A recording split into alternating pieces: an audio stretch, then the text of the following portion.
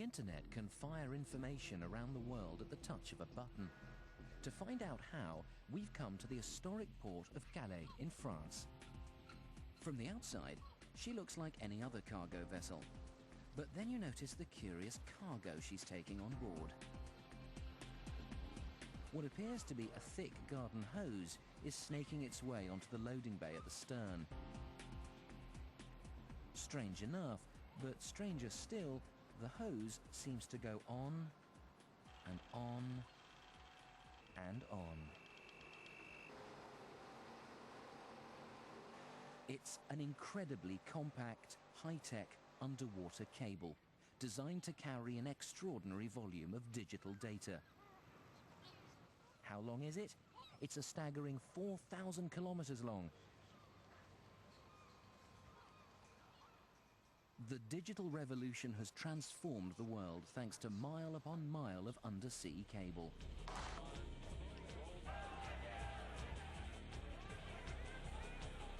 It carries around 80% of all phone, fax and data transmissions.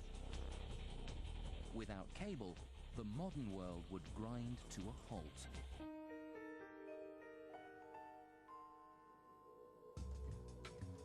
Most of the world's undersea cable begins life here, in a plant run by the Anglo-French cable venture Alcatel.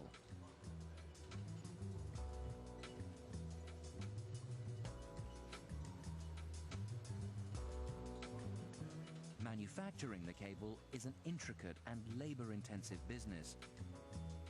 The men on this shop floor have the delicacy of touch and eye for detail of surgeons.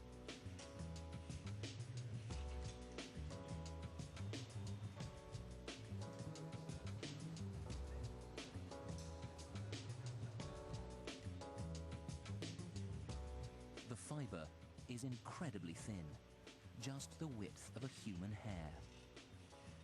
It's designed to carry pulses of light from a laser.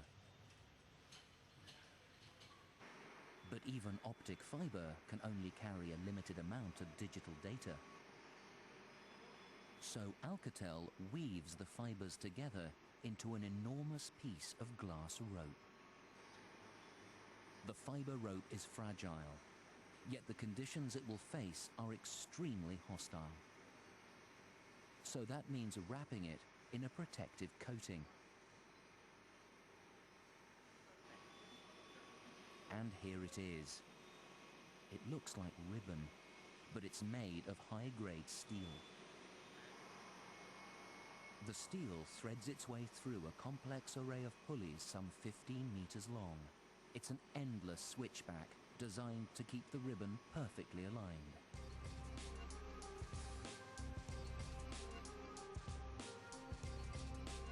As the steel and fiber bundle comes together, something remarkable happens.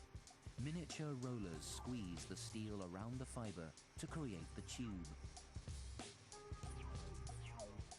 A tiny weld seals the join, and the undersea cable is born. After wrapping in a waterproof plastic covering, the cable will be ready for laying. Back on board, the cable is coming on at a rate of 100 meters per minute.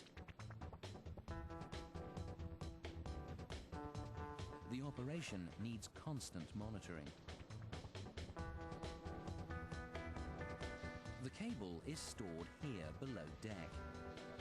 Two giant tanks, 7 meters deep and 19 meters across, hold 2,000 kilometers of cable apiece.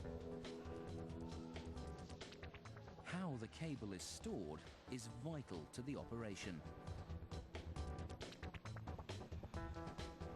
Specialist crews carefully coil the cable into place. Their aim? To make maximum use of the available space and keep the fiber optic in one piece. The men work in shifts, each taking a turn to act as ringmaster, while the rest prod and push the cable tight with wedges.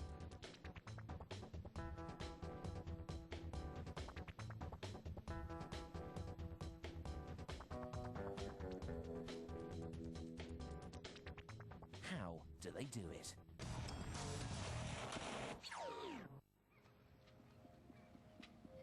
On board, there's more excitement. The crew is loading aboard a series of torpedo-like objects. They're called repeaters, and they are a vital component of the internet cable beneath the sea. Even with an electrical charge running through it, transatlantic internet cable cannot maintain the laser light signal at constant strength over such a huge distance. So, along every 50 kilometers of cable, a repeater is spliced in to provide a boost. The loading operation may appear relaxed, but it isn't.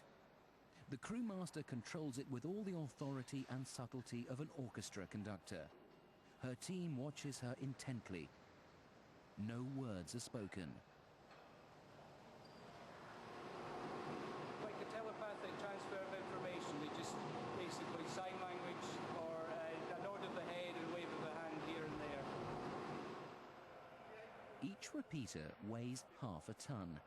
Damage it and the cost of repair and time delay is enormous.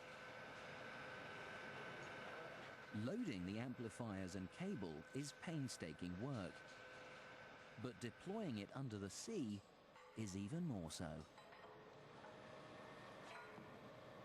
How I describe my job to people at home, the analogy I use is if you're in a plane flying over the Alps, say it's 6,000 meters above them, and we have this string, this cable out the back of the plane, and we have to fill the contours of the Alps as we progress across the sea, you know, say from UK to America.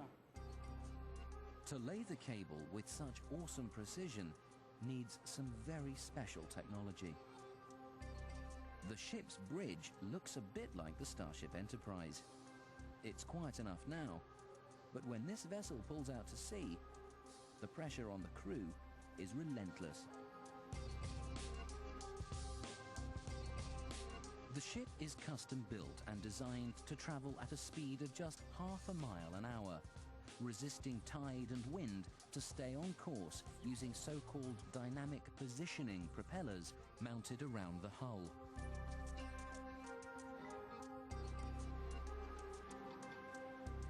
Soon the ship will slip anchor and head off on its epic voyage, inching its way across the surface of the sea. It's strange to think that so much effort on such a grand scale is devoted to something the size of a human hair. But optic fiber allows the modern world to talk to itself. Global communication today hangs by a thread, literally.